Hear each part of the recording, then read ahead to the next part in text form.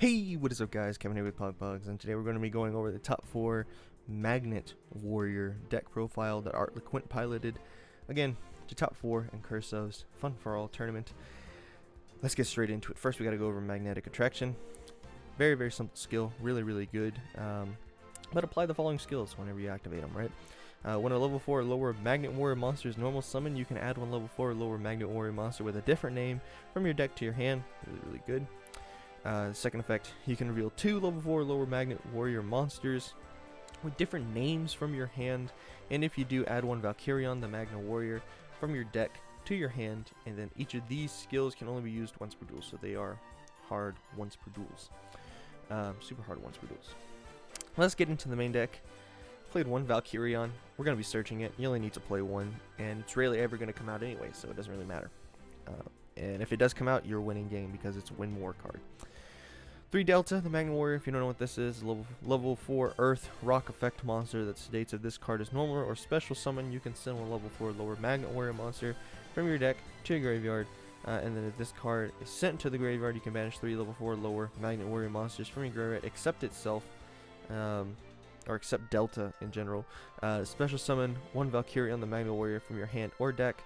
Ignoring its summoning conditions, you can only use each effect of Delta, the Magnet Warrior, once per turn. So you don't even really need to search this out. I mean, it's nice too, so that way you can get it out of the deck and only be playing 22 cards, but, you know, it's nice too. Moving on, 3 Beta, 1 Alpha, 1 Gamma. Best one, biggest attack. So 3 Beta, obviously. 1 Alpha and 1 Gamma. This is mainly just for Delta, if you can, get them engraved. They're also there to threaten your opponents with the next card, which is Magnetic Field. This is the reason that the deck did so well, because this is basically magnetic field control. Because if you didn't know, the card says if you control a level 4 or lower Earth Rock monster, you can target one level 4 or lower Magnet Warrior monster in your graveyard, special summon it. You can only use this effective magnetic field once per turn, and then once per turn, at the end of the damage step, when an Earth Rock monster you control battled an opponent's monster, but the opponent's monster was not destroyed by battle, you can return that opponent's monster to the hand. So once per turn, right, you can return an opponent's monster. So it's really hard for them to get going if you're attacking into it. So there's something big that you can't get over. Take a little bit of damage and return it to the hand, especially if it was hard to summon. And you've gained card advantage with just a little bit of control here. Moving on, 2 Book of Moon. Again, not going to talk about it too much. Super important card. Offense, defense, great card. 2 of them. So you're technically playing 3 Magnetic Field because you're playing 3 Metaverse. Best part about this too is getting the Magnetic Field destroyed. Your opponent thinking they're fine, going to attack into a beta, flipping your Metaverse on their attack, activating a magnetic field, and profiting, because the attack has to go through because nothing really changed on the field on attack declaration. So even if they destroy this, that monster will be returned to the hand. Simple. 2 Dust Tornado to deal with back row, and then a smattering of trap cards. Like really a smattering. 1 Widespread Ruin, 1 Michizuri, 1 Mirror Wall, and 1 Metamorph. This is, oops, I did it again. I'm just not good at this apparently. There you go. 1 Widespread Ruin, mainly for the fact that it's the mini Sekaretsu armor. 1 Michizuri. A lot of people question this. I really don't, because it's even more, because hold on, let me get my thoughts straight here. It's not as good. It's a less good version of Magnetic Field, basically, because you are going to be destroying a card. Yeah. Oh, and this is when a monster is sent from the field to the graveyard. So it doesn't have to be battle, but it does include damage step, so it can be battle, and you get to target a monster on the field and destroy it. Really good. So even if you want to destroy your own stuff, so that way you have more fodder in here to summon this. If you really wanted to, you can do it, or gain card advantage on your opponent too. 1 Mirror Wall card's kind of important in my opinion.